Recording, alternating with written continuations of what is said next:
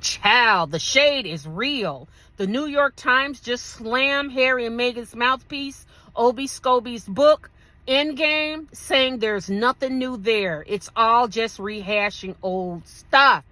All right. And then also, Beyonce had her Renaissance movie premiere. Her Renaissance tour is in theaters now. And she had a silver carpet tour. And all the who's who of celebrities were there. And guess who was missing? Harry and Meghan. But guess who did attend the event? Lil Bit's godfather, Tyler Perry. Oh, Tyler, you couldn't get your girl a ticket? Just asking.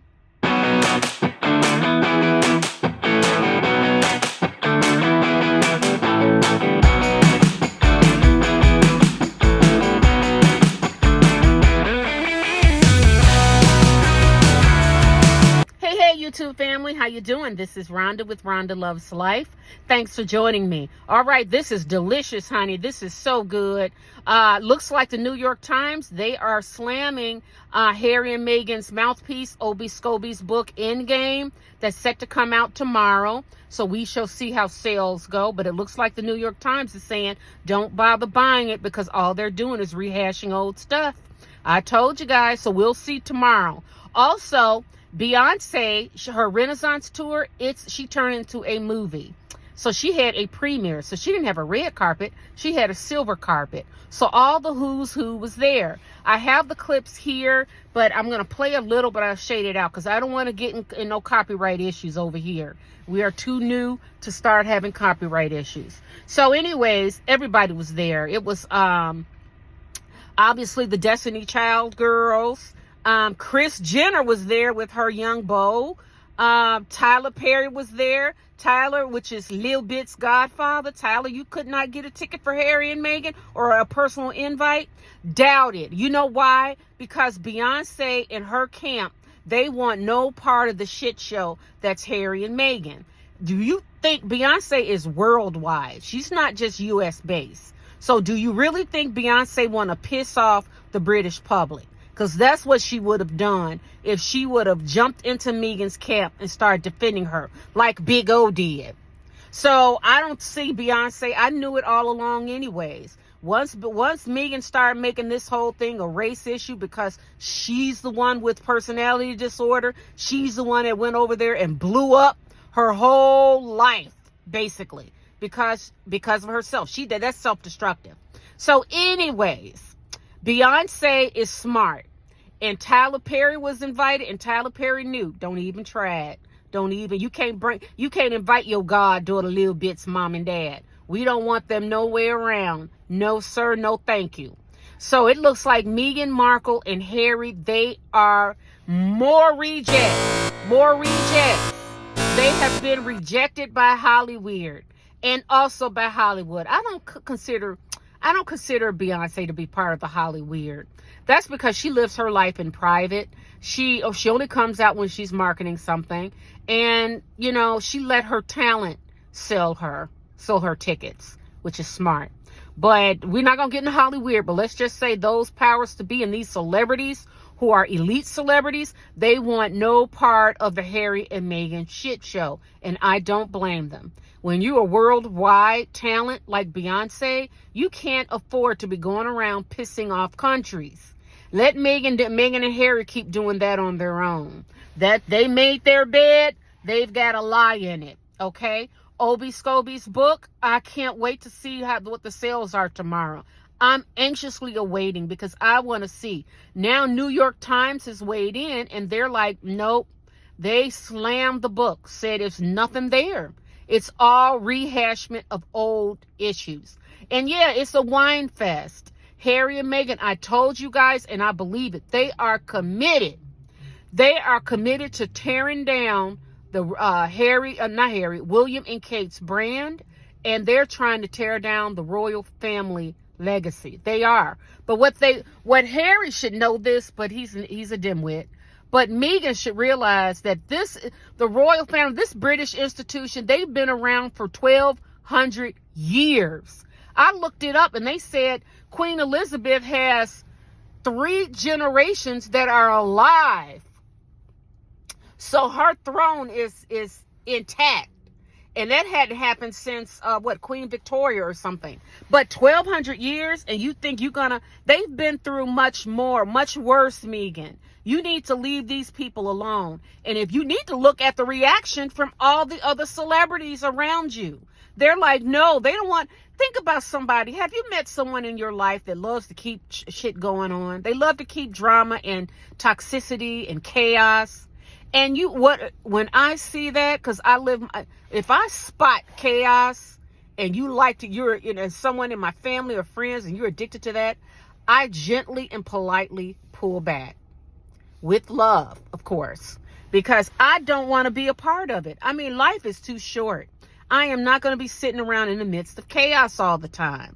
But you got people and you notice that people whose lives are just filled with chaos, there's a lot of dysfunction and stuff going on.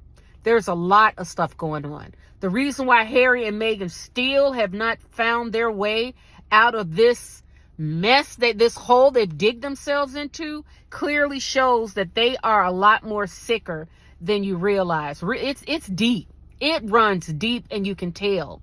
And especially you get older and you've seen it enough, you've seen dysfunction enough, you can spot it. And when I look at Harry and Meghan, I'm like, your decisions are just warped. Like, because I don't understand why Meghan is still around. Like, why are you showing your face around anywhere at this point?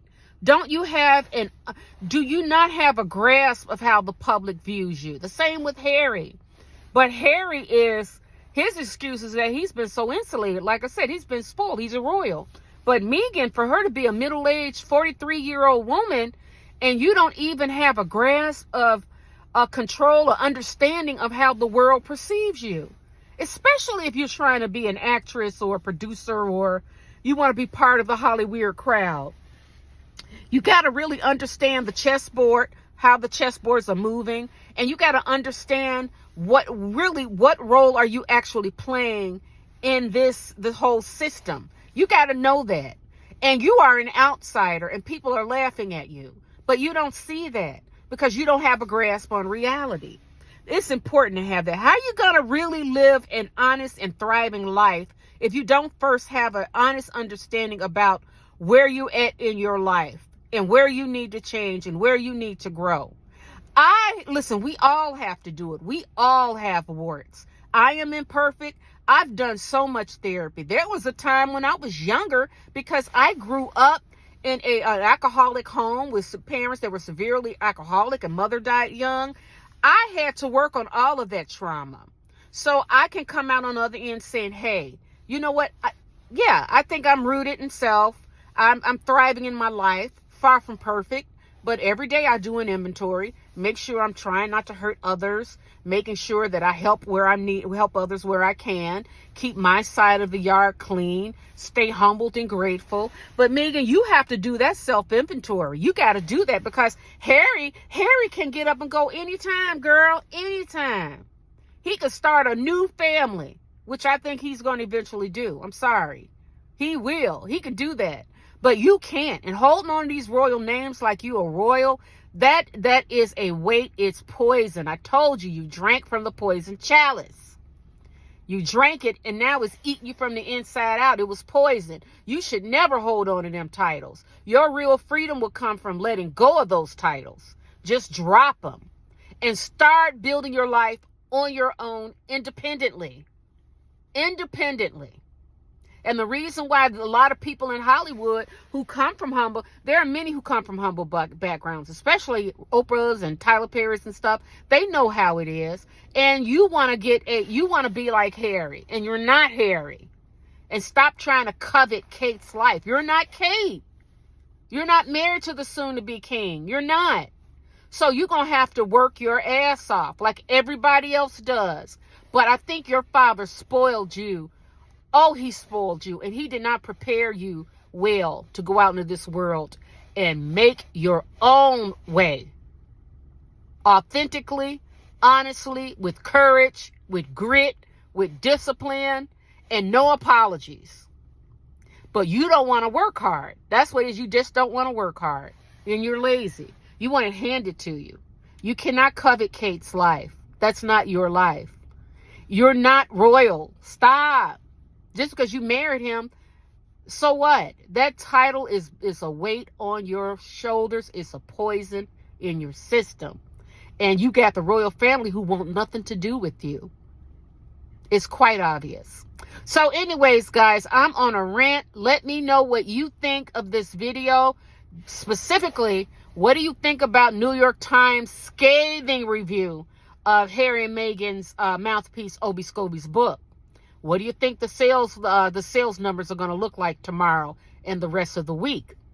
Also, Beyonce, she did not invite Harry and Meghan to Renaissance. How much money do you think Meghan would have paid to be invited? How much money do you think she would have paid, Meghan Markle, to be invited to that silver carpet event for the Renaissance opening, Beyonce's Renaissance tour opening at the theaters?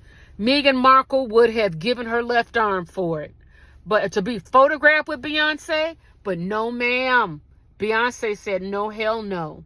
Nope, you are toxic and I want nothing to do with you.